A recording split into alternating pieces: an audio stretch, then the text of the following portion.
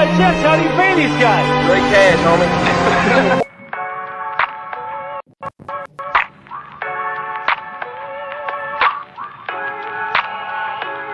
Leo the Lions, like now I go by the lineup. And if you can't make your mind up, I know you know where to find us. So don't go by blind luck, you should probably subscribe. Click play, kick back, chill, and watch it all live. And welcome. I am Leo. This is Leo the Lineup.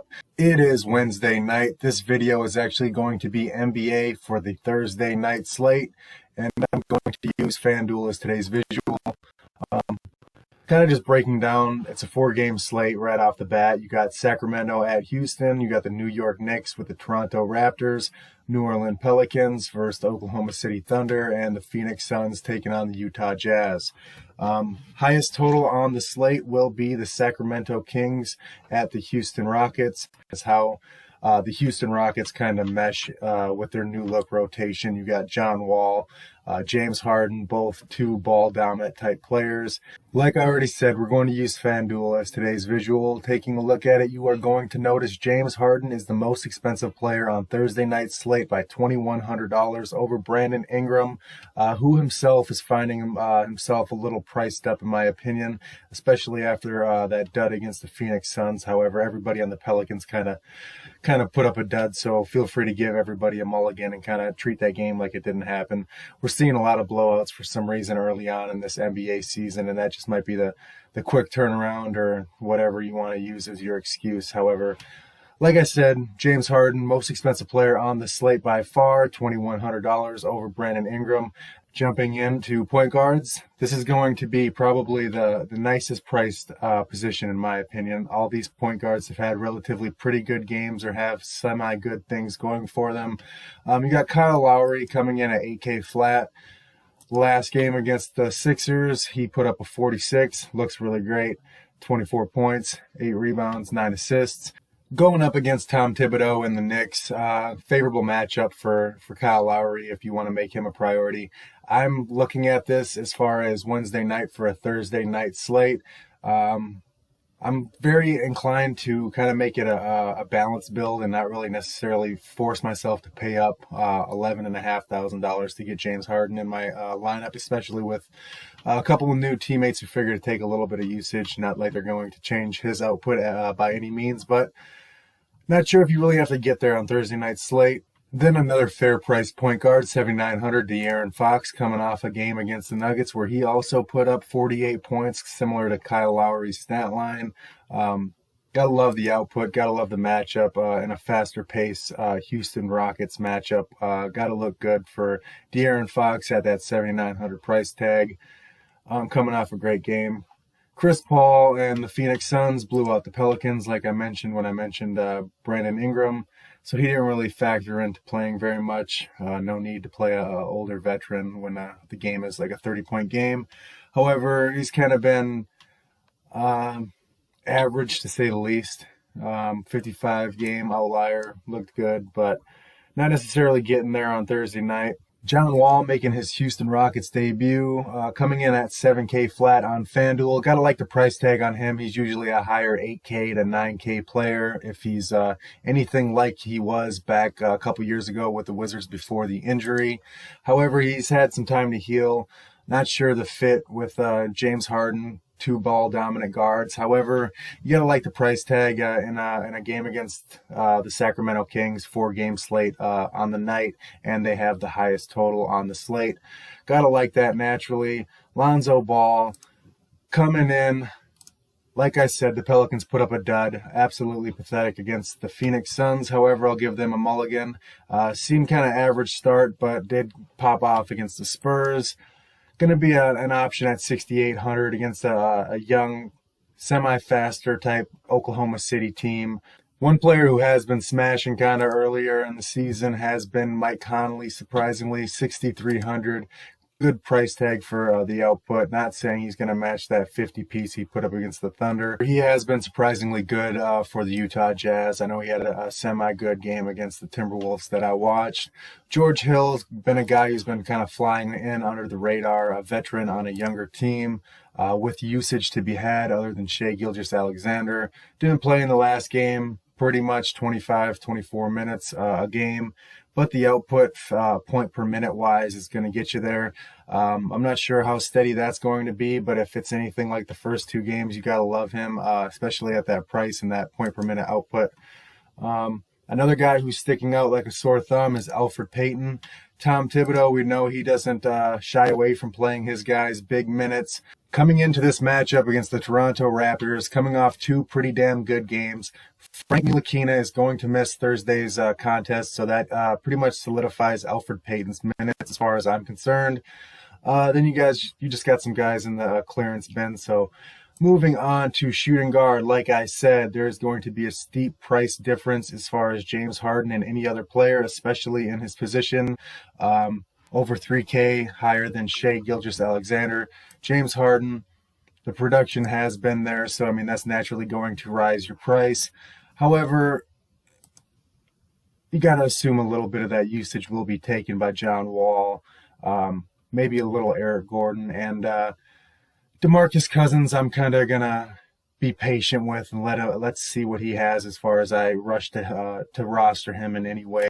Shai Gilgeous-Alexander coming in a favorable matchup against the Pelicans. You're just kind of waiting for that blow-up game as far as Shai that will kind of drive that price up further towards 9K. However, only been over 40 once. Been consistent, though. You're going to get 38, 39, 40.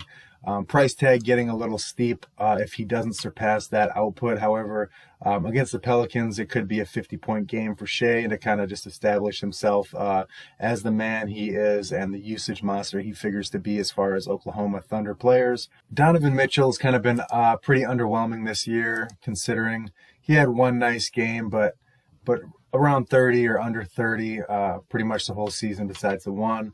In a matchup against the Suns, that could be a fun little matchup or a game to watch. Him and Devin Booker kind of going head-to-head. Devin Booker, pretty underwhelming himself. I feel like these guys have kind of had similar starts to the season, but it could be a sneaky little spot. Price tags are finally getting where you want them for those starts that these guys have had, as far as Donovan Mitchell and Devin Booker coming in under 8K. Gotta like the price tag. I feel like it could be a little sneaky spot and a sneaky little matchup as far as the 2 guards going back and forth. Fred VanVleet, gotta like this guy. Output's pretty consistent. Getting the minutes. Secured for the Toronto Raptors in a favorable matchup similar to Kyle Lowry, like I said, against the New York Knicks. Gotta like them. Hopefully the game can kind of stay semi-close. Otherwise, there's blowout risk and you have minutes lost. Lou Dort has certainly been a mid-price guy who's been a pleasant surprise. Well, no surprise, really. I mean, he kind of played well in the playoffs last year. However, a younger OKC team, like I said, usage to be had. Get you a little bit of rebounds. However, it does seem to be a semi-scoring dependent. However, he's gotten the job done for the first 2 games and not a terrible game, I suppose, against the Magic. However, you do want to see a better output than that. Buddy Hield has actually been playing a lot of minutes, starting 34, 34, 33. Gotta like the price tag. Super consistent, and the upside is always going to be there as far as him getting hot or adding a few peripheral stats. Tyrese Halliburton is especially interesting on a 4-game slate. He's actually been pretty efficient for a rookie, considering averaging around probably 25 minutes seems to be his role. However, he's actually producing points per minute wise, and seems like he could be going under the radar a little bit. Eric Bledsoe looked like he would be a great play all season long after his opening season game, 31 at a favorable price tag. However, he's had 3 duds in a row. Like I said, 3 times already against Phoenix. Everybody had a dud, so feel free to give him a mulligan, and he's certainly an option at 4,800. Definitely willing to give him another chance. Jordan Clarkson, another point per minute guy, surprisingly doing pretty well this season. Under 5K, gotta like that as an option. Josh Hart, a guy who's actually playing a pretty decent amount of minutes for the Pelicans, a younger team, so I guess that makes sense. Doing pretty decent on the season. However, obviously last game against the Suns, like I've mentioned a million times, everybody was terrible. And if you're looking for a dart throw, Gallo has been actually getting 20-ish type minutes for the OKC Thunder, a young team, like I've mentioned numerous times. Point per minute output is smashing in my opinion for a guy at 3,900. If he's just a bridge to get you Harden or however you want to construct your lineup, he's certainly worth a dart throw. Moving me into the small forward position and Brandon Ingram, who's finding himself pushing 10K, and I'm not really liking that price tag. Probably had the best game against the Suns as far as any Pelican in that terrible blowout game. However, he didn't even surpass 30 points, so nothing special there. However, the guy has been smashing relatively early in the beginning of the season. Has 50 to 60 point potential. That's why you're going to find that 9.4 price tag on him. Moving on to OG Anunoby. He has actually been pretty damn good this year, starting it off. Pretty damn good. That's why you're going to find a 6.5K price tag on him. In a favorable matchup, seems to be blowout proof, even if they're beating the New York Knicks. I could see OG still being the main guy out there with a bunch of bench guys and kind of smashing some more. RJ Barrett playing for Tom Thibodeau, going to get the minutes like the young Bulls used to and the Timberwolves when he was that coach for them. 38 minutes, 37 minutes.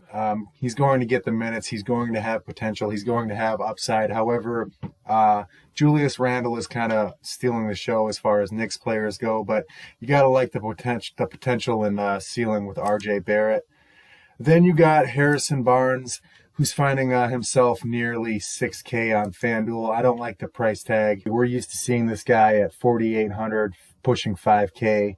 Certainly not at 6,000. He has had a couple good games this year, but at that price tag, you're pretty much banking on him getting you 35. He has done it, but certainly not super likely. You got Eric Gordon coming back for the Houston Rockets, like I mentioned when I mentioned John Wall and James Harden, DeMarcus Cousins. Season debut for him, COVID protocol. 5K flat, looks like a good price tag on a team that's still lacking depth as far as the Houston Rockets, playing guys like Tate and random players, Sterling Brown.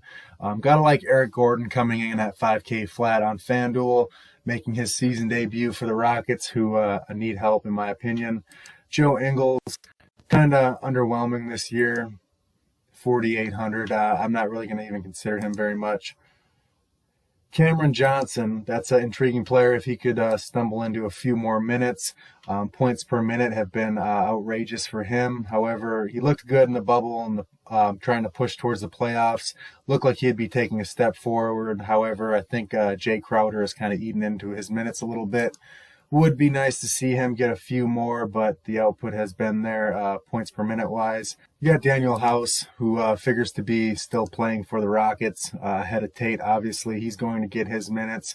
Like I've mentioned, John Wall, a few more guys, Eric Gordon, DeMarcus Cousins making their return. So he's going to go be pushed to the back burner, in my opinion.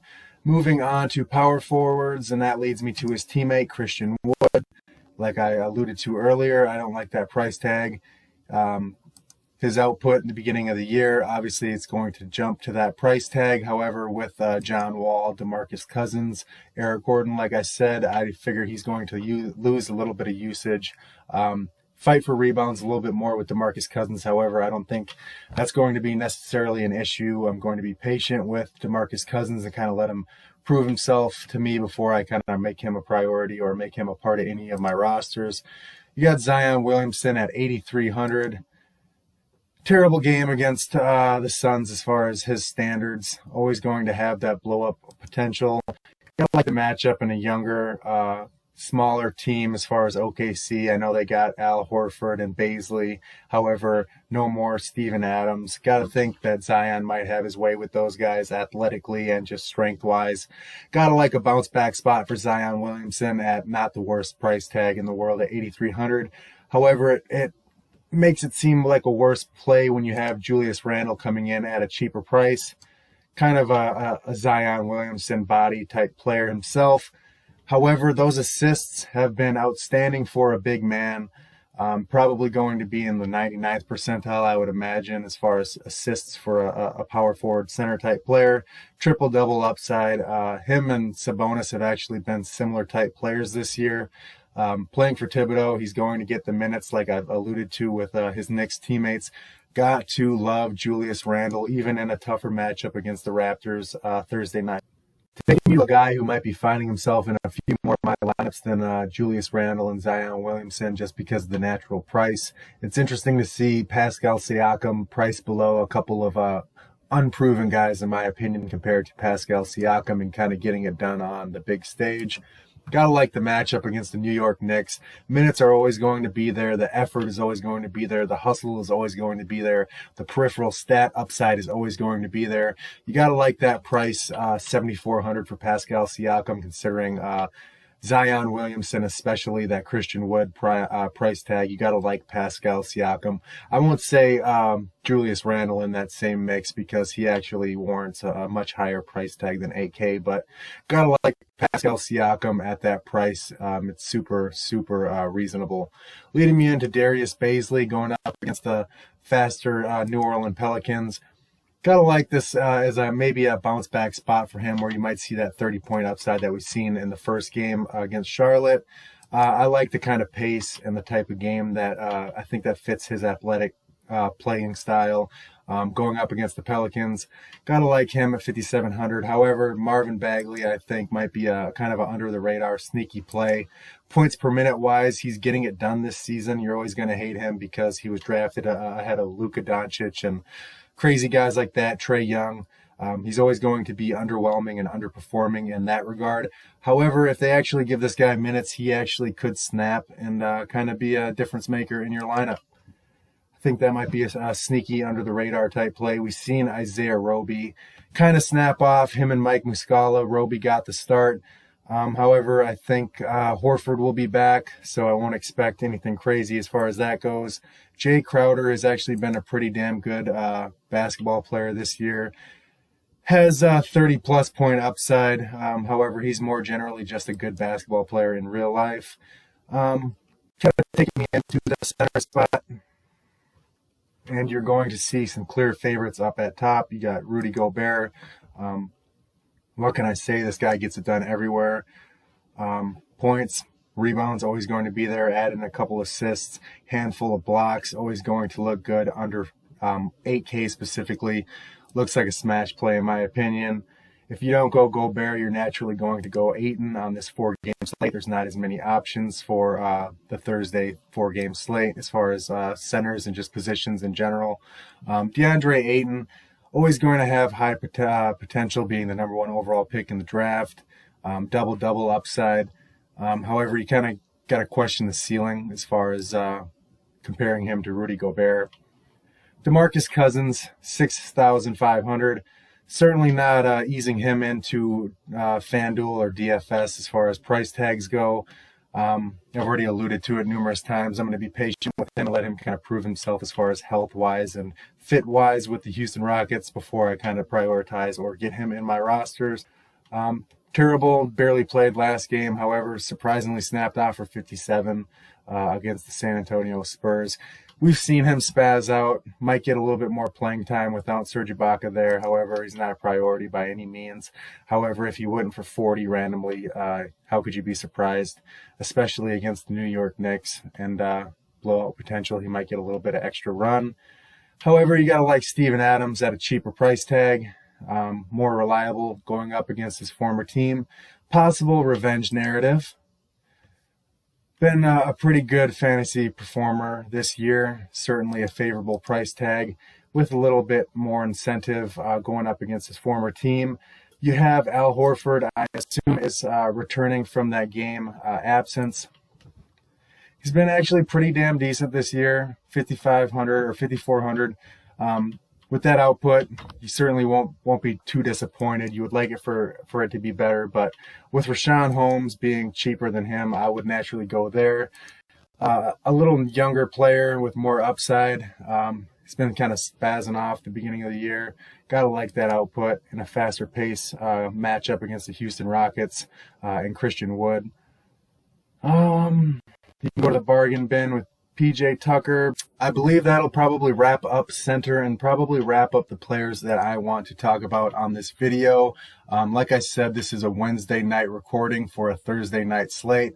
Trying to maximize the shelf life. Obviously, it only has a 24-hour shelf life as far as one-day slates. Then it becomes a thing of the past. So if you found this video helpful, or you liked it, or just want to help be supportive, feel free to hit me with a like. If you're new, feel free to subscribe. I'm trying to put out content as quick as I can. I've kind of fallen off the last couple of days. However, we have some NFL playoff slates upcoming. I know week 17 is kind of crazy with people sitting and fill-ins playing and it kind of being random as hell. NBA content I'm trying to pump out when it's maybe 4, 5, 6 games, 7 game slates. A couple of these slates have been like 10, 11 games, and that's just way too overwhelming. But like I said, I appreciate those who've actually watched this video till the end. You guys are the real ones. And until next time, guys, peace out.